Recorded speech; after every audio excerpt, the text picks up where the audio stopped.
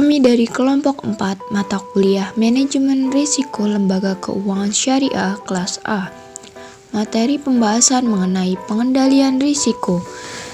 Dengan anggota kelompok yang pertama, Aniswatul Laila NIM 4218046. Yang kedua, Hamdana NIM 4218051. Yang ketiga, Melania NIM 4218054. Yang keempat, Yayan Fitri Setianingrum NIM 4218056. Materi yang akan dibahas mengenai yang pertama, lingkungan pengendalian risiko.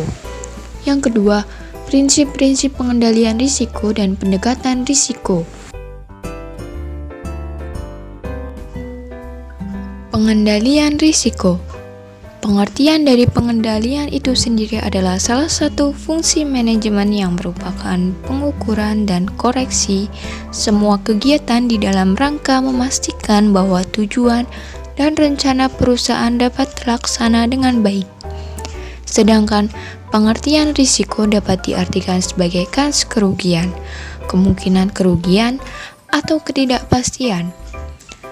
Pengendalian risiko merupakan suatu proses yang dilakukan manajer setelah mengidentifikasi, pengukuran, dan koreksi atas semua kegiatan yang berpotensi menghasilkan risiko atau kerugian dalam rangka memastikan bahwa tujuan-tujuan dan rencana-rencana organisasi atau perusahaan dapat terlaksana dengan baik.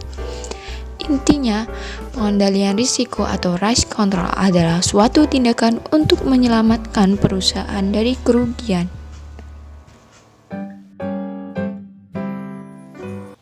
Adapun tujuan pengendalian risiko yang pertama, supaya para manajer menjadi lebih berhati-hati dan selalu menempatkan ukuran dalam berbagai keputusan.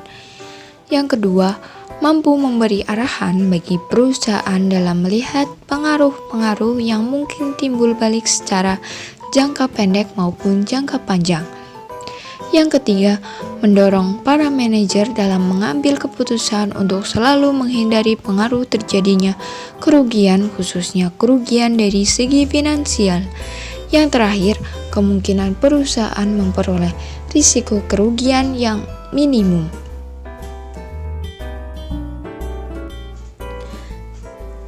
Lingkungan pengendalian risiko.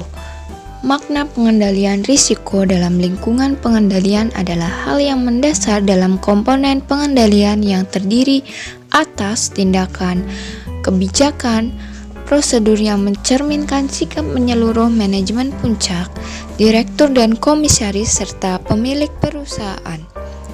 Lingkungan pengendalian perusahaan mencakup sikap para manajemen dan karyawan terhadap pentingnya pengendalian yang ada di organisasi tersebut. Dari pengertian lingkungan pengendalian tersebut dapat diketahui bahwa efektivitas pengendalian dalam suatu organisasi terletak pada sikap manajemen. Penetapan pengendalian risiko merupakan proses penilaian tentang efektivitas rancangan dan pengoperasian kebijakan serta prosedur struktur pengendalian intern suatu perusahaan dalam mencegah dan mendeteksi salah saji dalam laporan keuangan. Dalam penetapan risiko pengendalian untuk suatu asersi, auditor perlu melakukan beberapa hal, di antaranya yang pertama, mempertimbangkan pengetahuan yang diperoleh dari prosedur untuk mendapat pemahaman. Yang kedua, mengidentifikasi salah saji material. Yang ketiga, mengidentifikasi pengendalian yang diperlukan. Yang keempat, melakukan pengujian pengendalian. Prinsip-prinsip dan pendekatan pengendalian risiko. Pengendalian risiko dijalankan dengan metode-metode berikut, yaitu 1. Menghindari risiko, 2. Mengendalikan risiko, 3. Analisis kerugian dan analisis hazard, 4. Menentukan kelayakan ekonomi, 5. Pemisahan risiko, 6. Kombinasi atau pooling, 7. Pemindahan risiko. Berikut adalah metode-metode yang digunakan dalam pengendalian risiko. 1. Menghindari risiko. Salah satu cara mengendalikan suatu risiko murni adalah dengan menghindari harta, orang, atau kegiatan dari eksposur terhadap risiko. Dengan jalan menolak memiliki, menerima, atau melaksanakan kegiatan itu walau hanya untuk sementara. Menyerahkan kembali risiko yang terlanjur diterima atau segera menghentikan kegiatan begitu kemudian diketahui mengandung risiko. Untuk mengimplementasikan keputusan pengendalian risiko, maka harus diadakan penetapan semua harta, personil, atau kegiatan menghadapi risiko yang ingin dihindari tersebut. Penghindarian risiko dikatakan berhasil apabila tidak terjadi kerugian yang disebabkan oleh risiko yang ingin dihindari tersebut. 2. Mengendalikan risiko. Pengendalian risiko atau kerugian dijalankan dengan 1. Merendahkan change untuk terjadinya kerugian. 2. Mengurangi keparahan jika kerugian itu memang terjadi. 3. Mengendalikan risiko menurut lokasi daripada kondisi-kondisi yang akan dikontrol. 4. Mengendalikan risiko menurut timingnya. Berikut adalah pendekatan-pendekatan sesuai dengan kelompoknya. A. Pengendalian kerugian menurut sebab-sebab terjadinya, yaitu 1. Pendekatan engineering. Pendekatan engineering menekankan kepada sebab-sebab yang bersifat fisikal dan mekanikal. Misalnya, memperbaiki kail listrik yang tidak memenuhi syarat, pembuangan limbah yang tidak memenuhi ketentuan, konstruksi bangunan dan bahan dengan kualitas yang buruk, dan sebagainya. 2. Pendekatan hubungan kemanusiaan atau human relation. Pendekatan human relation menekankan kepada sebab-sebab yang berasal dari faktor manusia, seperti kelengahan, suka menghadang bahaya, sengaja tidak memakai alat pengaman yang diharuskan, dan lain-lain faktor psikologis.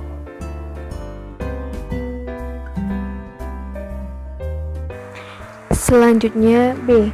Pengendalian kerugian menurut lokasi. Tindakan pengendalian risiko dapat pula diklarifikasikan menurut lokasi daripada kondisi yang direncanakan untuk dikendalikan. Dr. Hedon menegaskan bahwa kemungkinan dan keparahan kerugian dari kecelakaan lalu lintas tergantung atas kondisi-kondisi dalam 1. Orang-orang yang menggunakan jalan, 2. Kendaraan, 3. Lingkungan umum jalan raya yang melingkupi faktor-faktor seperti desain, pemeliharaan, keadaan lalu lintas, dan peraturan. C. Pengendalian kerugian menurut timingnya. Pendekatan ini mempertanyakan apakah metode itu dipakai, yakni sebelum kecelakaan, selama kecelakaan terjadi, dan sesudah kecelakaan itu. 3. Analisis kerugian dan analisis hazard. 1. Analisis kerugian. Untuk mendapatkan informasi atas kerugian, maka pengendali kerugian perlu untuk membangun, yaitu jaringan pemberi informasi dan formulir untuk melaporkan kerugian. Pemberi informasi yang utama ialah supervisor lintas utama tempat terjadinya kecelakaan. Ialah yang bertanggung jawab memberikan informasi tentang kronologi terjadinya kecelakaan dan mengisi formulir dengan sempurna. Mereka akan lebih waspada terhadap kecelakaan. Informasi yang tersedia dapat digunakan untuk 1. Mengukur performance manajer lini, 2. Menetapkan operasi mana yang perlu dibetulkan, 3. Mengidentifikasikan hazard yang tersangkut dengan kerugian itu, 4. Menyediakan informasi yang dapat digunakan untuk memotivasi manajer dan para karyawan. Informasi selanjutnya dapat diperoleh dari data statistik. Dengan informasi dari statistik ini dapat dibandingkan dengan perusahaan sendiri. Selanjutnya, dengan memanfaatkan informasi statistik dapat mengetahui karakteristik kecelakaan yang sering terjadi. 2. Analisis hazard. Hazard adalah suatu keadaan kondisi yang dapat memperbesar kemungkinan terjadinya suatu peristiwa. Hazard menimbulkan kondisi yang kondusif terhadap bencana yang menimbulkan kerugian, dan kerugian adalah penyimpangan yang tidak diharapkan. 4. Menentukan kelayakan ekonomi. Upaya pencegahan terhadap segala risiko harus selalu ditinjau dari sudut manfaat dan biayanya yang harus bersifat economical feasible. Oleh karena itu, perlu dilakukan analisis terhadap hal-hal berikut. A. Biaya yang timbul karena peril, kecelakaan. biaya atau kerugian yang timbul karena peril yang sering diperhitungkan atau dialokasikan lebih rendah dari jumlah yang mungkin terjadi. Hal ini karena adanya kerugian lain yang tersembunyi yang tidak terlihat secara langsung pada saat peril terjadi. B. Biaya pengendalian risiko. Biaya pengadaan, pemasangan, dan perawatan peralatan pengendalian kerugian dapat dibagi menjadi 3 kategori. 1. Pengeluaran modal dan depresiasi untuk alat pencegahan. 2. Pengeluaran seperti gaji, tunjangan, pakaian, biaya, training, dan sebagainya. 3. Pengeluaran untuk menjalankan program. C. Membandingkan manfaat dan biaya. Biaya pengadaan, pemasangan, dan perawatan peralatan pengendalian kerugian dapat dibagi menjadi 3 kategori. 1. Pengeluaran modal dan depresiasi untuk alat pencegahan. 2. Pengeluaran seperti gaji, tunjangan, pakaian, biaya training, dan sebagainya. 3. Pengeluaran untuk menjalankan program. D. Usaha pengendalian kerugian dievaluasi. 5. Pemisahan risiko. Yang dimaksud dengan pemisahan risiko ialah kegiatan memisahkan atau menyebarkan harta yang menghadapi risiko sama, menggantikan penempatan dalam satu lokasi. Misalnya, jika banyak mempunyai truk, maka tindakan pemisahan dilakukan dengan menempatkannya dalam beberapa pool yang berlainan. Menempatkan barang persediaan tidak dalam satu gudang saja, tapi dipisahkan dalam 2 atau lebih. Maksud pemisahan ini adalah mengurangi jumlah kerugian untuk satu peristiwa. Dengan menambah banyaknya independent exposure unit, maka probabilitas kerugian harapan diperkecil. Jadi, memperbaiki kemampuan perusahaan untuk meramalkan kerugian yang akan dialami. Selanjutnya yaitu kombinasi atau pooling. Kombinasi atau pooling merupakan suatu metode pengendalian risiko yang dilakukan dengan cara melakukan tindakan kombinasi dari metode-metode yang ada, baik itu penghindaran risiko, pengendalian risiko, pemisahan risiko, maupun pemindahan risiko, dengan tujuan untuk meminimalkan dampak risiko yang mungkin terjadi. Salah satu cara perusahaan mengkombinasikan risiko adalah dengan perkembangan internal. Misalnya, perusahaan angkutan memperbanyak jumlah truknya. Satu perusahaan merger dengan perusahaan lain, perusahaan asuransi mengkombinasikan risiko murni dengan jalan menanggung risiko jumlah besar orang atau perusahaan. Kemudian ada pemindahan risiko. Memindahkan atau mentransfer risiko terjadi apabila seseorang mengalami kerugian di mana akibat keuangan dari kerugian tersebut sebagian atau seluruhnya ditanggung oleh orang lain. Alasan memindahkan risiko: kerugian yang terjadi diperkirakan terlalu besar untuk ditanggung sendiri dan atau dapat menghambat tercapainya tujuan perusahaan. Kedua, sesuai dengan undang-undang atau peraturan yang berlaku yang mewajibkan perusahaan mentransfer kerugian tertentu kepada orang lain. Ketiga, pemindahan kerugian telah diperhitungkan sebagai cara yang paling efisien meskipun ada kewajiban menanggung sendiri dan tidak ada ketentuan yang mewajibkannya. Yang terakhir yaitu pemindahan risiko dapat dilakukan dengan 3 cara. Yang pertama, hak milik atau kegiatan yang menghadapi risiko dapat dipindahkan kepada pihak lain, baik dinyatakan dengan tegas maupun berikut dengan transaksi atau kontrak. Contoh, perusahaan yang menjual salah satu gedungnya dengan sendirinya telah memindahkan risiko yang berhubungan dengan pemilikan gedung itu kepada pemilik yang baru. Ada perusahaan menyerahkan sebagian kegiatan perusahaan kepada kontraktor dengan tujuan untuk memindahkan segala risiko yang berhubungan dengan pekerjaan itu.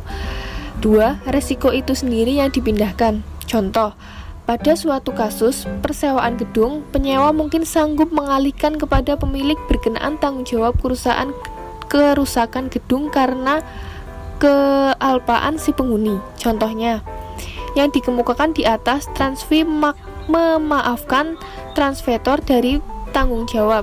Karena itu, exposure itu sendiri yang dihilangkan. 3. Suatu risk financing transfer menciptakan suatu loss exposure untuk transferee. Pembatalan perjanjian itu oleh transferee dapat dipandang sebagai cara ketiga dalam risk control transfer. Dengan pembatalan itu, transferee tidak bertanggung jawab secara hukum untuk kerugian yang semua ia setujui untuk dibayar. Demikian materi dari kelompok kami, lebih dan kurangnya mohon dimaafkan. Wassalamualaikum warahmatullahi wabarakatuh. Terima kasih.